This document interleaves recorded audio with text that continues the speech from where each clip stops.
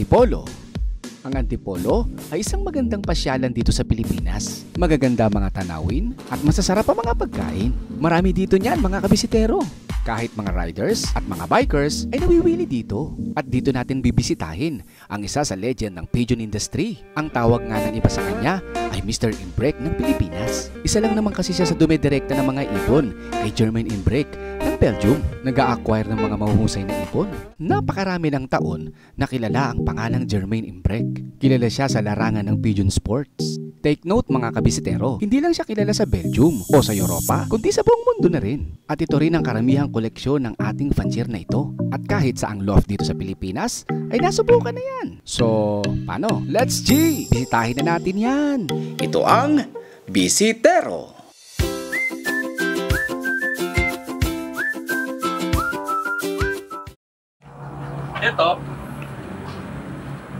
Ito yung sa 1,500 sila na naglaban. Pang 28 na sila nag-clock, pang 27 siya. Okay. Sa OLR. Ito yun. OLR dito sa atin o sa ibang bansa? Okay. Ito yun. Tapos ito,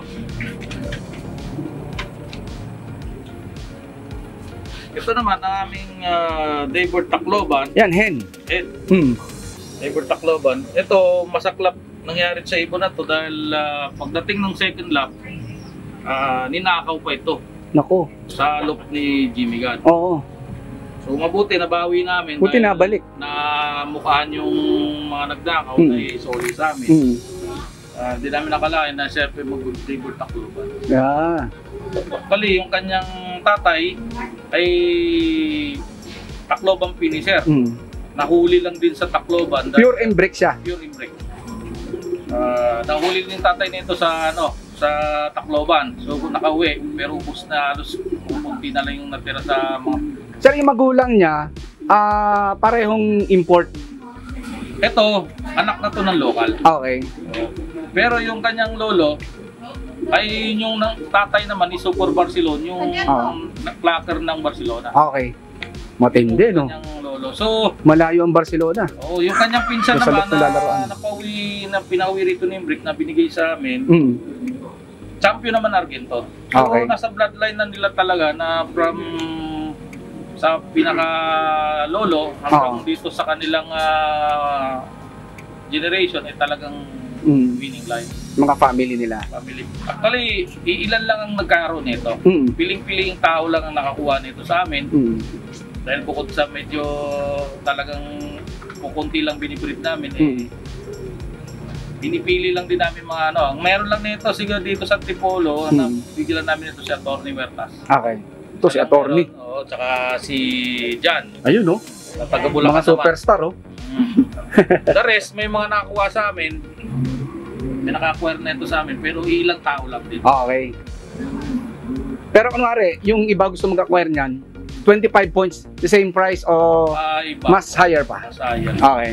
Kasi ito yung, kumbaga, yung nabili nila, ang mga in-out namin, yung mismong kapatid ng Barcelona Clapperton.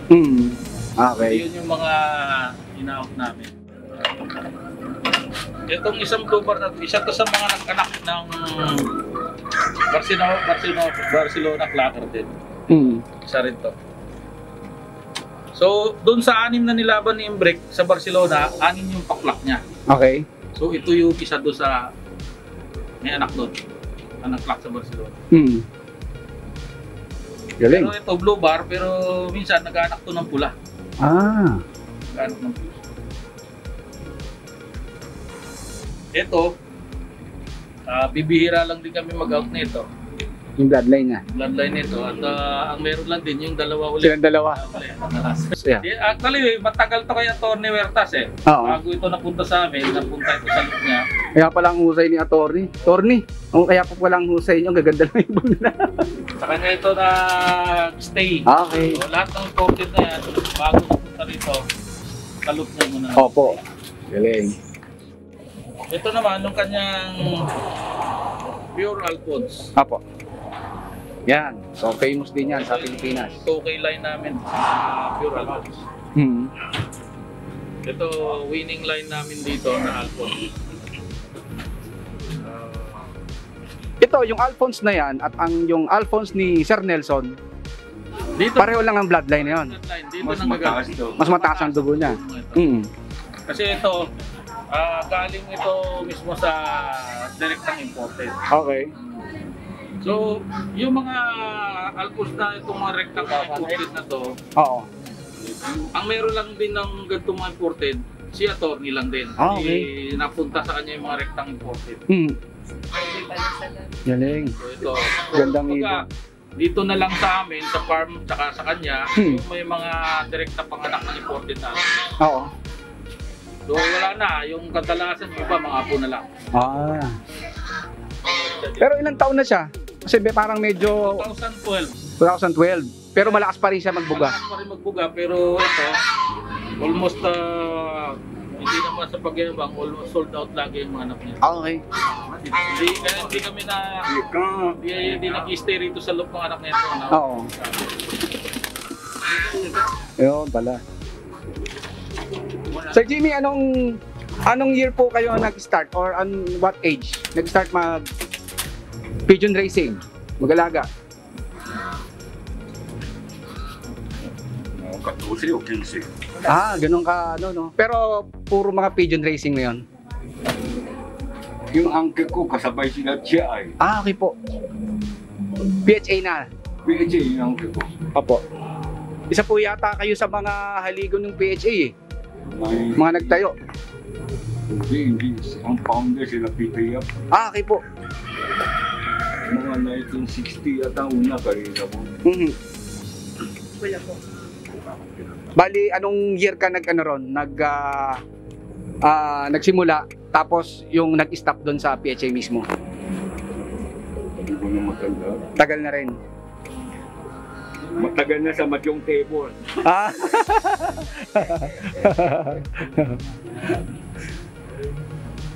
So ang ginagawa nyo, talaga nagdidirekta na lang kayo ng mga best bird doon sa mga Kasama ko si kasosyo ko si Philip Tanchi.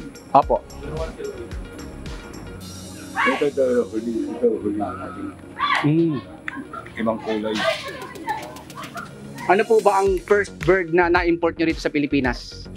Victor Public, Okay po. George Public. Okay. Kasama si Botong. Ah. So kayo po ang nagpauwi dito kasama sila Sir Paul. Si Paul ako na sumama sa PSA. Mhm.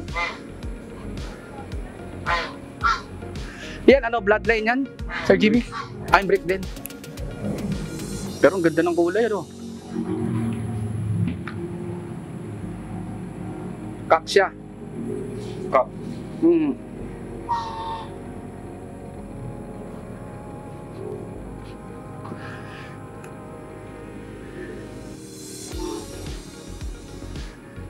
Nung nag-shoot po ako sa inyo nung first time na yung mga pauwi nyo ng mga imbrek, parang lahat puro may mga panalo eh. Lahat ng kinuha nyo puro mga may panalo eh. Ito, one lock, One loft. pang 27. Mhm. Galing. Anong one loft po galing yan? Belgium. Sa Belgium. Yung anak niya na kay Nelson.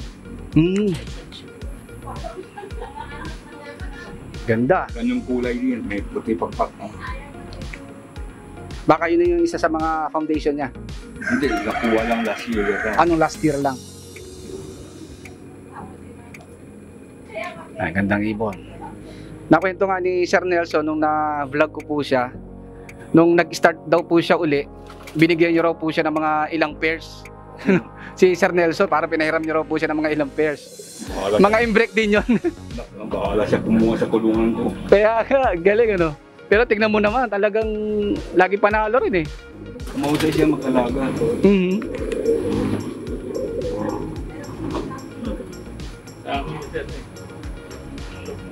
Lukman namin, tindero. Mhm. Walang alam sa kalapate. Ah, okay.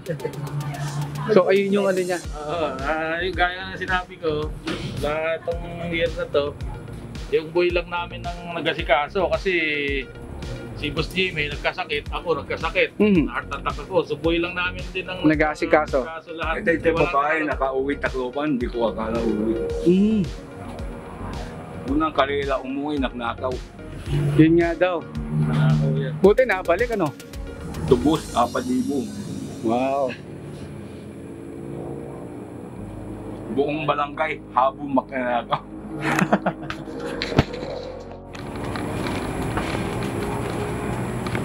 Yung mga pure Johnson. Mm. Kagiwalay na. Magkakabukod po pala. Hindi, actually halo yan eh. May ito pure Johnson. Mhm. Ito halos lahat ng Johnson dito, makikita mo sa pedigree, mga champion. Okay. So, Di ba meron pong Johnson na may pang sprint, may pang long distance? meron, pero kasi meron kami rito na sprint din, pero minsan kahit magkapatid, yung iba tumatawid naman. Okay din. So, ito ang mga pure na Johnson na pinaparami namin ngayon. Mhm. Ito champion din to. Mhm. Kung makikita mo sa page ng mga Johnson dito, mga champion. Champion. Bali, pambuong pamilya binili na ni Boss. Wow. Oo. Mga John Hall. Doon, John Hall. Johnson. Yung pala yung mga John Hall. Yan, okay. Ito yung tatay ng aming Daybird Tacloban. Oo. Siya, Tacloban finisher, live siya hanggang Katbalogan. Oo. Daybird siya ng Katbalogan. Nung Tacloban, nahuli siya sa lambat. Okay. Buti na ibalik. Hindi, umuwi. Umuwi. Ito, kulang na yung mga pakpak. Siguro nakasibat lang siya, no? Kasibat. So, makita mo talagang halatang puro inaabot siya ng lambat. Hmm. Lakas na ibon. So, ito, Johnson or Imbrek? pure imbrek. No? Pure Imbrek. Ito yung Nanay, nanay. kasawa niya. Daybird Tacloban. Hmm. Pure imbrek din. So dito wala kaming cross. Hmm. Puro pure panlaban namin. Puro pure. Usually yung mga pang-release nyo na 25 points, anong mga nasa age niyan? Sa ngayon puro YB kasi yung iba di na maabot ng may edad kasi Nakukuha kagad. naubos siya. Oo. So madalas gaya nito may mga karamihan dito, mga bayad na, hindi pa nakukuha. Okay. Ito, hindi pa hiwalay. Oh. Opo, mamaya po yan. Ito naman yung dam. Ito naman yung magulang ng Daybird Tacloban ni Victor Cruz Kaingat. Okay. Ito yung magulang nung dam. Nung complete locking niya sa PFC at Daybird Tacloban. Ayun. Ng Argenton. Bali sa dugo magpinsan sila ng Daybird Tacloban. Okay. So pinadala rito ni Imbrek kahit champion siya, pinadala pa rin ni Imbrek dito. Ang Ganda. kanilang siya yung anak ni Super Barcelona. Yung Okay. cracker ng Barcelona. Oo. Siya yung anak. Ito naman ang tatay. Mismong tatay yan. Oh, ng anak. Hindi, ito lolo. Ay, lolo ng... Lolo. Pero ito yung tatay nung cracker ng Barcelona. Okay. Lolo ng Argenton, champion. Hmm. So, maglolo nandito sa amin. Ito rin yung lolo nung Daybird Tacloban. Hmm. Siya rin. Ganda.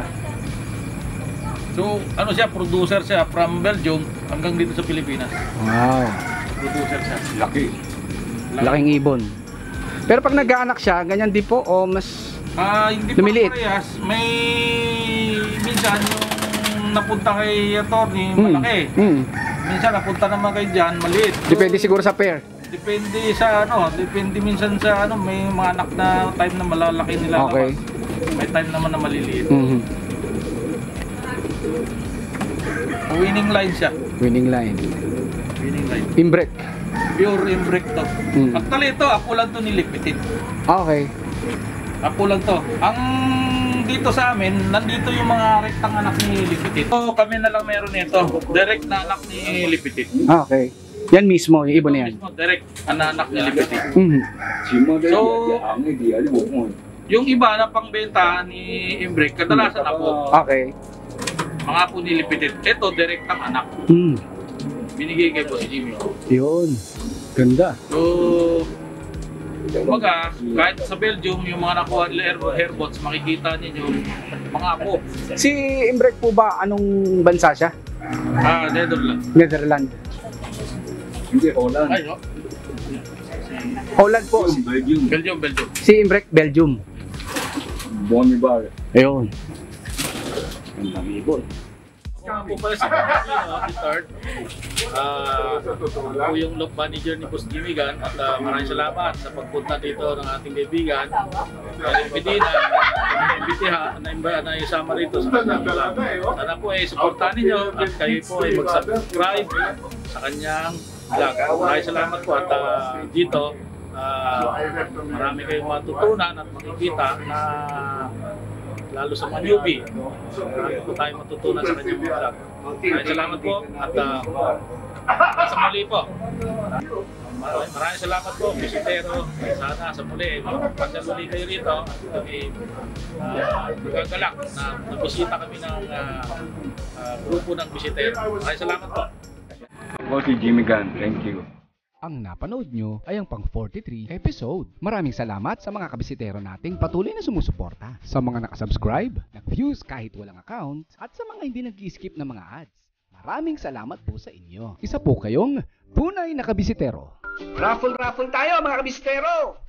Paabutin na natin ng 15,000 subscribers para mabunot na ang mapalad na mananalo. Hindi naman tayo siguro lugi dito. 2021 MMFC Katpalogang Finisher. Kaya i-share, i-like, subscribe, at i-click na rin ang notification bell. Paabutin na natin ng 15,000 subscribers yan para mapunta na sa magwawagi ang malakasang ibong ito.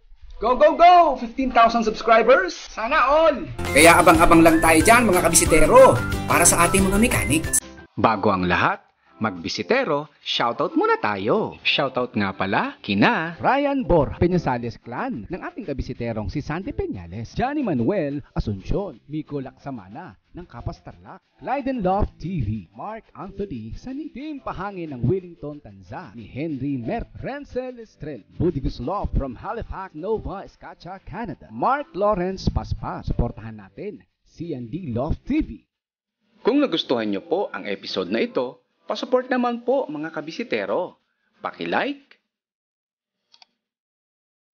subscribe, at paki-click ang bell button para ma-update kayo sa mga bago pa nating videos. Maraming salamat po. Hanggang sa muli!